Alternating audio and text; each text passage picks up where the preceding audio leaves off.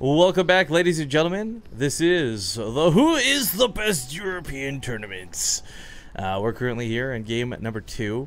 And right now, one of the big things I want to introduce is my co-caster, Namshar. Say hello, dude. Yeah, hi guys.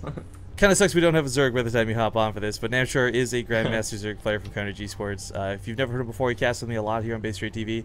Zombie Grub did have to go, a little bit sad to say, but she'll be back later.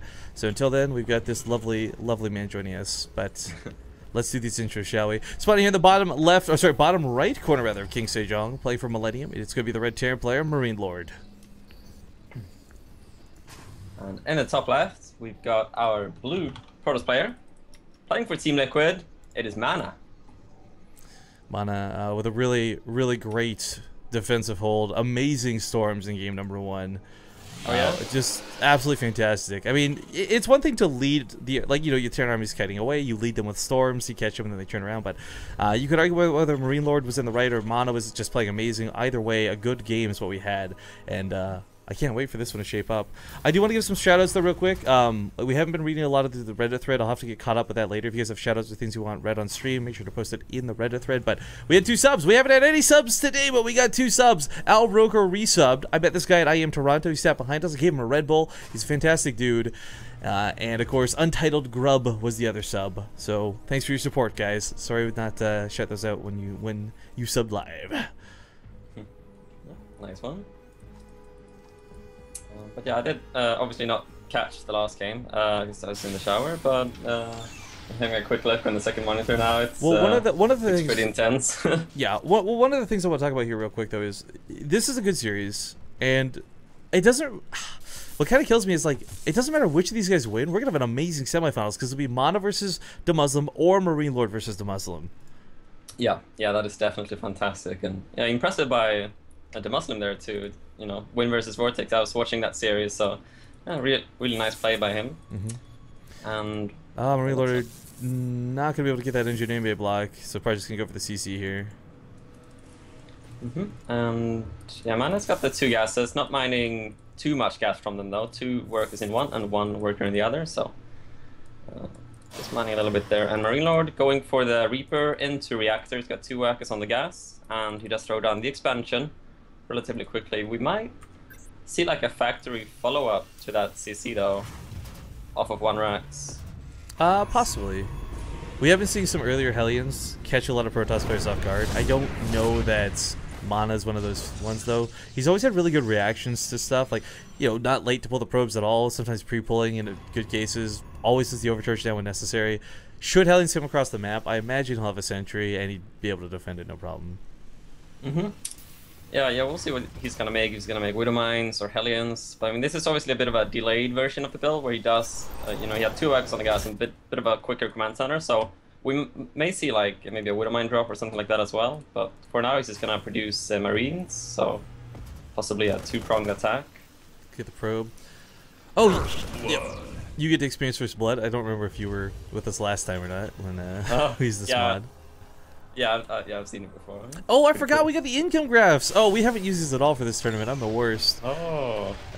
These stop working at the 10-minute mark of the game, guys. But the income advantage graph is a really cool thing. We got the worker supply and the army count. Ryan Shutter implemented all these through beta features, and these are not completed or probably gonna get fixed anytime soon. But one of my favorites is the income advantage graph. As you can see, like, MaNa takes a very quick lead with all these probes and chrono boosts and whatnot as far as income goes. But as soon as Marinelord starts dropping mules, oh boy, does this spike in the favor of Terran. I mean, that's these numbers down here in the bottom right represented just through a graph. That's all that is. And it's over the past 10 minutes of the game. Yeah, that is cool. And, whoa, siege tank, yeah. Let's talk about this for a moment. This is a bit odd to see. There's 2 interesting things going on though as well, because MaNa just threw down a Stargate after the Robo, so we might see Colossi Phoenix maybe as well. Possibly. Yeah, that's also very interesting. Okay, so here's what's gonna happen with the tank. You know, you bring the tank behind these rocks, you use it kind of like we see on Deadwing, you know, those horizontal hallway spawns. You put a bunker down around it, you try and keep it alive. This tank will deny gas. And to be honest, it doesn't seem like much, but keeping a Protoss player on 3 gases instead of 4 is a huge deal. I don't know any race that relies on gas nearly as much as Protoss does. Yeah, this is an important gas. So yeah, that's gonna be annoying to deal with. We'll see what he can accomplish with it. He's getting a Viking now as well, and it's gonna be an Oracle. I mean, I wouldn't be surprised for him to follow this up with Phoenix, but It's, I mean, I've seen, or we've seen, I think, MaNa do this in the past, right? Where he gets a late Oracle and then he waits for the Terran to move out, and then, you know, hopefully there's no turrets, because, you know, Marinelord hasn't really seen anything to indicate that he should need turrets. So this late Oracle could do a lot of damage if he sees with this Observer when Marinelord moves out, which he should, unless he gets picked off. So kind of an interesting move there, and there's the Robo Bay going down as well. Okay, so the problem with this tank I don't like anymore is he's using this defensively. If he was going to do the cool move, and it's been effective. We've seen players pull it off before. It needed to have gone out like right now at the latest. Oh, there we go. He might actually move. Yeah, he's going. I mean, he's got to do something with it. Though, yeah, like right? if you wait longer than the 9-minute mark, you're shooting yourself in the foot is what you're doing. Yeah, I mean, he's delaying his upgrades, delayed his stim so much. He's delaying so much to get those tanks out. So he's got to do something with them. And here comes that Oracle. Yeah, no turrets. He waited for the army to move out, and then he just goes in. Oh my god, he's gonna stop the production. There's only one barracks, no reactor. He has to pull. It's the only option. Oh, okay, there's a Widowmine at the ram, which the Observer doesn't see, I don't think. Oh, no, it doesn't, so it's gonna get killed off. Nice. And the siege begins. Well, that could have been much worse, but you're right, the siege does begin over here. I like the turret coming down as well. It's good for spotting, but also it's going to keep anything like an Oracle from cheesing this out pretty well. I think one of the big things here, though, as this gas starts going down, the rock stars being beaten back, this is the only way for MaNa to get out here to break this. I mean, it might not seem like you're devoting so many minerals, 2 bunkers, a turret, all these tanks, just to shut down the gas, but this is an unbelievably important gas. Yeah. And it seemed like that he moved that second tank back now, but that second tank could also shoot like the first mineral field, so that was pretty annoying. Like MaNa has lost a lot of probes, I think. So six. Yeah, I'd say acceptable. Right. Yeah. Yeah. Not the end of the world, but still pretty good. Oh god, that is back to saturating, but those extra barracks were heavily delayed by the Oracle, though. It took a while before the SCVs went back to working on those, so the production of Marinelord is delayed, but he's spending his money. His economies is not as good as it could have been. I guess it's pretty similar, but oh, MaNa's sick of the contain. He's gonna go for it. Oh, he puts the Immortal on the front lines though, so loses the hardened shields immediately. Does break one of the tanks, but this other tank shelling away in the Colossus with this going on.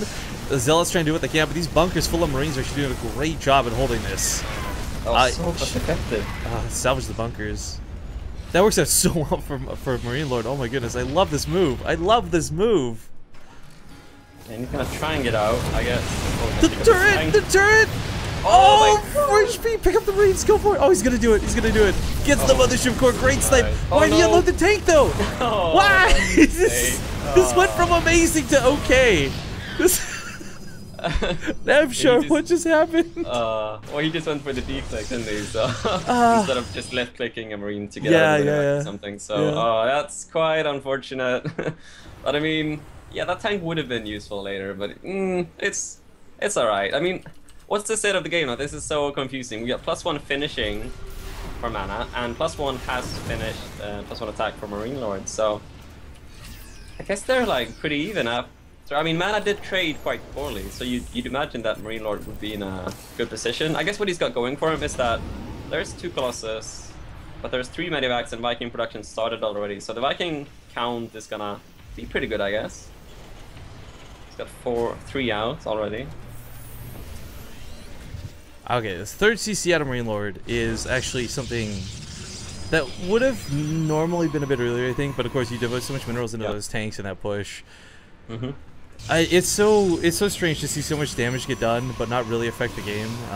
Because MaNa, you know, he's already got the Colossus out, 3 of them in total. The Vikings are producing now, as you went out, and that's good and everything, but I don't imagine MaNa's pushing anytime soon. The sad thing is, though, he's not looking, or not the sad thing, the confusing thing, rather, is that he's not looking to take a 3rd either.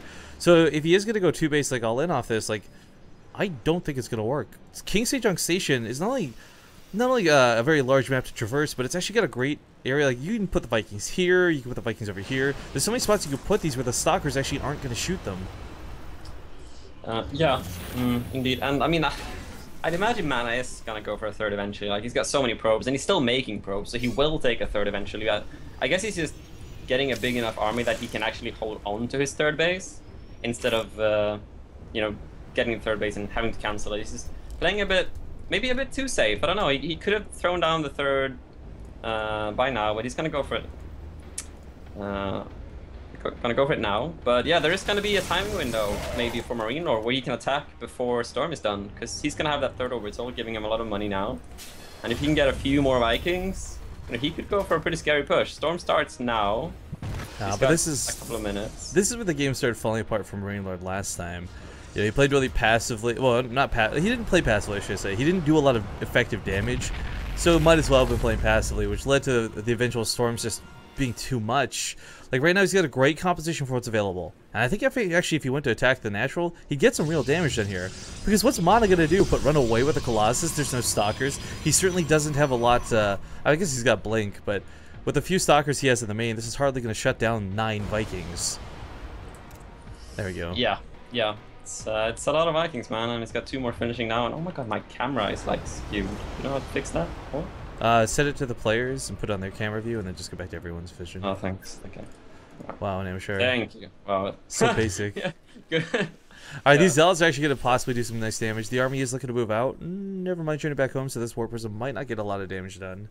I'm a little shocked by this. Sneaky Observer's managed to stay out here as long as it has. You know, right on the edge of the turret. He's actually scanned. I imagine he would scan if he saw this.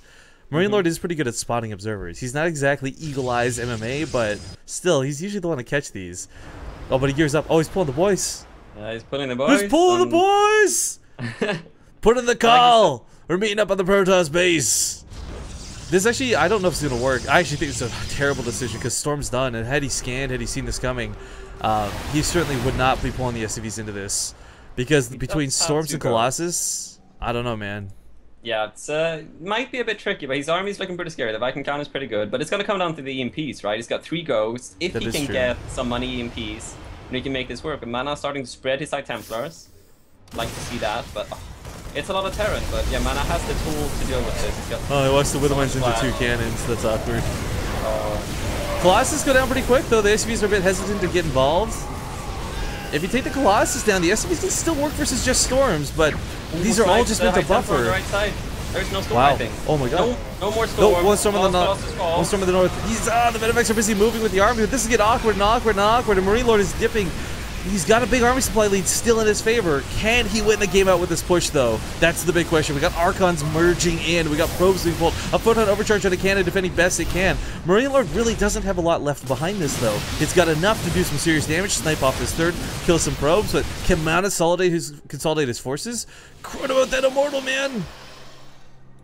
Yeah, and it seems that Warperson's do quite a bit of damage as well, because the third CC almost died, it's burning, so it looks like MaNa did some good counter damage as well. Didn't even notice, yeah, and Marinelord, he kills the third. I guess he's gonna try and go back into a 2 versus 2 base scenario, but MaNa with a lot of high tempers now. Marinelord is kind of on a clock.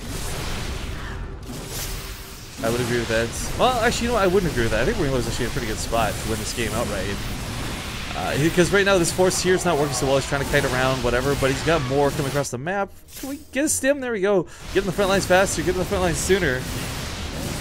Okay, there's 2 items on the high ground. If we can get the money storm, MaNa can still hold on here. He's chrono boosting out another immortal. He's got 1 immortal finished already. Such a dangerous if, though, Namchar. The storms. How good are they going to be? Well, they've still got a pretty nice army lead, but those storms are going to thin this out. Down to 67 over 43. Upgrades definitely working out pretty well with those level 2 weapons, but he's got to bust through with what is mostly Marauders against units that are actually not that susceptible to Marauders. Immortals, Archons. It's very close. I like that MaNa is getting those Immortals, because it's such a Marauder-heavy army. There's like 4 Marines in there, or 3, and mostly Marauders, so Immortals are going to do so good here.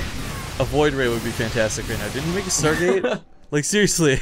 Yeah, why not? What, 1 Viking with no health? Get a counter the Void Ray? Nah.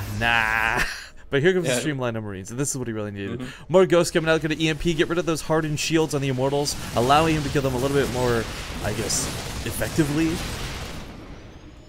Yeah, but I mean, Marinelord has to make this work because he's got 30 workers versus 44, so he's got to do a lot there, but it seems like he might be able to. He's got a lot of army coming in now, and there's only Immortals and Archons. No High Templars, no Colossus, so not a lot of splash here. So stuttering forward, trying to do what he can. The Marauders just doing so well. The Archons on the back line need to be on the front line. The Immortals fall, and I think this might just be the end of MaNa. It's so down to 10 army supply. Yeah, GG. Well played. Wow. Yo, that is actually the first game I've casted where SCVs pull into Storms and Colossus and win. Like 9 times out of 10, like 98 times out of 100, like that is an easy win for the Protoss. But congratulations to Marinelord, he's a really nice victory.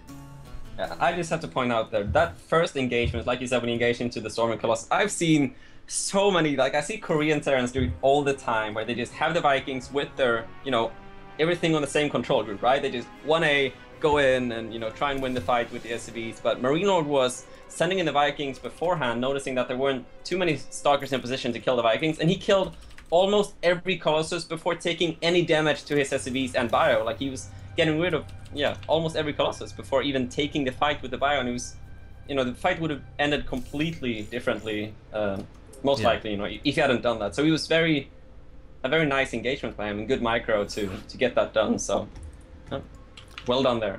Yeah, absolutely. We're gonna get this next lobby up. Catalina, guys, I'm sure some of you have been waiting for this all day. Ugh.